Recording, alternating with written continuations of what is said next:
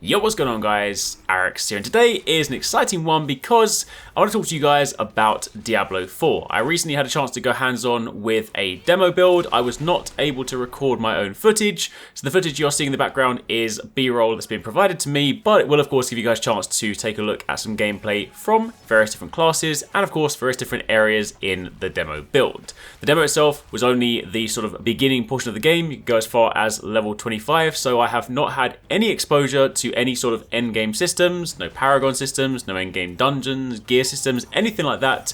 So this is definitely very much the beginning of the game, but it is still of course give you a chance to jump in, get a feel for it, feel for how it plays, feel for some of the classes, you know, general weight for combat, some of the early game systems, things like that. So today I want to talk a bit about my impressions from my time playing. So if you guys do enjoy this, a like would be super appreciated. Comment down below if you have any questions. And of course, if I have encountered the things you want to know about, I will do my best to answer those. If not, then hopefully we can cover them in a future video. But for the time being, let's begin and talk about the demo itself. So before I dive into my impressions, just to give you guys some context as to what was available, we were able to pick from 3 of the 5 classes. So we could not play as the Necromancer or the Druid. Currently we're able to play as the Barbarian, the Mage and the Rogue, Barbarian being my personal favourite, but of course did give you a chance to test out a few different classes. In the demo we're able to get to level 25, and during that we of course had the opportunity to go through, explore the open world, or at least a portion of it, go through some dungeons, do some story missions. Some of the story missions of course, you know, you couldn't complete in the demo because they went beyond the level cap.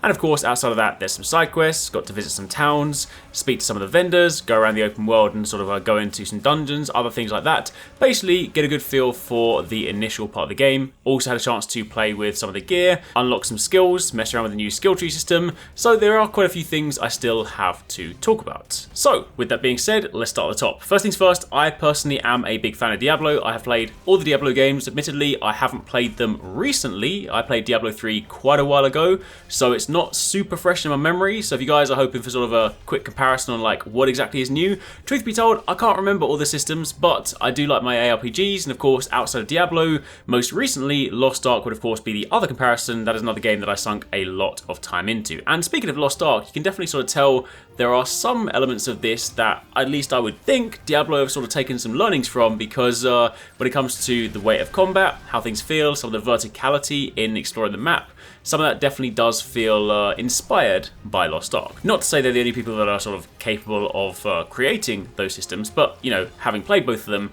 you would definitely sort of see some of those comparison points. But anyway, start from the beginning. I began as a Barbarian, obviously had a chance to sort of test out other classes as well, and you run through, you know, typical Diablo flow. Obviously, very start of the game, you don't have any abilities, you're just left-clicking enemies, working your way through, but then you are very quickly unlocking various different skills. You of course carry multiple different weapons, and some of your abilities will use certain weapon types, so that means that on the fly you'll be switching between weapons, not sort of manually. It won't be like, oh, I need to pull out my hammer to use this move, but it might well be that, say, your right click ability uses your hammer or your axe, meanwhile your left click ability might use dual weapons, so you are seamlessly swapping between those weapons. Then of course, as you progress further and you work your way throughout the tree, you then begin to unlock more abilities. Now the tree itself is very extensive. As you get to sort of each of the nodes, there are then some abilities you can unlock, sort of active abilities.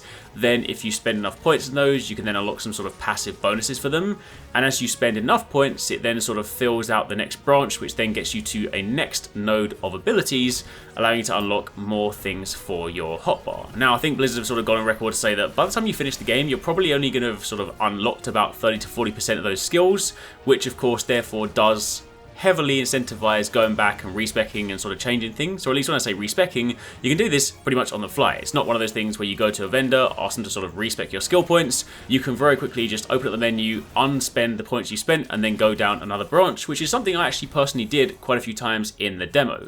For the most part, whilst working through dungeons as a Barbarian, I chose a lot of wide attacking sort of AoE style moves, so I can lay waste to large groups of enemies in sort of one fell swoop. But when it came to attacking some single target bosses, those moves were understandably less effective. So that then made it very easy to, you know, before you go into a boss battle, quickly just sort of go backwards through the tree, then go down another path. So for example, I picked abilities that had like heavy single target damage, bleed, things like that, that allowed me to really quickly dispatch single targets, and then of course again you can go back afterwards. So that freedom to sort of very quickly go back and forth throughout the tree, test out different things, unlock a new skill, see if you like it. If you don't, just go back and redo it, was definitely very refreshing.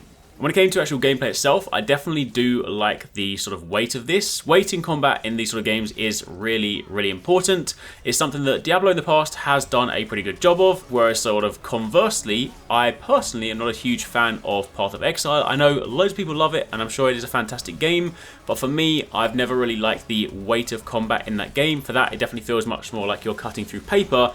Whereas if you compare that to something like Lost Ark, which has an incredible amount of weight, lots of sort of hit lag on your abilities, it makes you feel incredibly powerful and epic when you lay waste to hundreds of enemies on screen, and Diablo definitely had a sort of good feeling on that front. I would still potentially put Lost Ark a little bit above it in terms of combat sort of attack weight, but I would say Diablo 4 definitely still felt really, really good. And in terms of sort of exploring the world as well, there also seems to be quite a lot of verticality in the maps. You know, it's very sort of tempting in ARPGs to have quite flat layouts where you just sort of, you know, wander through dungeons and corridors, but it is nice to see lots of sort of elevation in Diablo, the ability to interact with and like jump over cliff edges or climb up walls, climb ladders, different things like that. Does give you just some, you know, nice elements to exploration. Some of those elements, again, you know, they are probably not exclusive to that game, but they are definitely things that I first noticed in things like Lost Ark. It just definitely feels, you know, when you're going through dungeons, makes it feel much more like an adventure than just like a crawl through a dungeon. So I definitely enjoyed that. And when it comes to the open world itself, again, it is pretty vast. Obviously, once you're playing throughout the game, once you get to level 15, you can do a quest to unlock a mount. But early on, you are, of course, doing all of this on foot. So you definitely do get a sense of scale as you're walking through some pretty expansive maps. Quite how big the full game will be, honestly, I do not know. And I don't know, you know, comparatively how much I got to explore versus how much will be available in the final game, but I will say what I got to explore was pretty vast. The gear system itself was also pretty nice. One of the sort of quality of life improvements, if you guys cast your mind back to previous Diablo games, you'll know that different elements of loot often sort of carry different sizes in your inventory. So if you really wanted to bring back everything, you end up playing like inventory Tetris.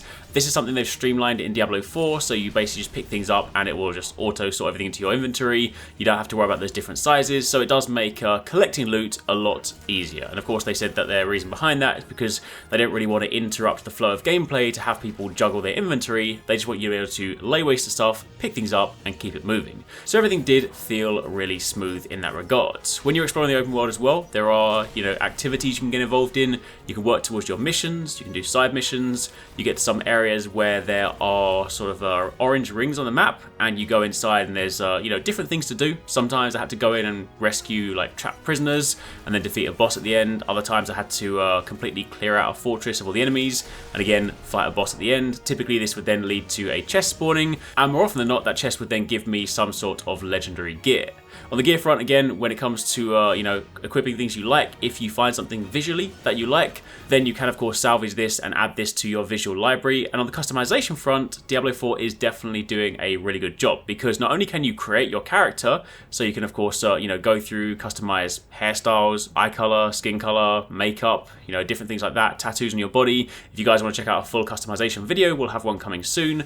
But you can definitely customize your character. But again, then when you go through, if you find nice armor pieces and you salvage those, they can then become visual customization elements for, you know, cosmetic layers later on, which is also going to be pretty sweet. They did also say there will be some sort of interesting cosmetic things on the shop at a later date, but they did specifically emphasize that this will purely be cosmetic. They will not in any way, shape or form be selling any power. That is what they said in a presentation. So on the customization front, things are nice, and of course that will also extend to your mount later on, your horse. You can get some different visual styles for that as well. So there's lots of things to tweak. But for the most part, that is pretty much it. Again, from my early hands-on time, I did really enjoy things. I also enjoyed the fact that you had a lot more freedom in terms of the direction that you go. You will normally have your main story quests, but these also branch into different sort of areas and of course different leveled areas, so you can kind of to a degree pick the order in which you want to do your story missions, alongside of course your side missions.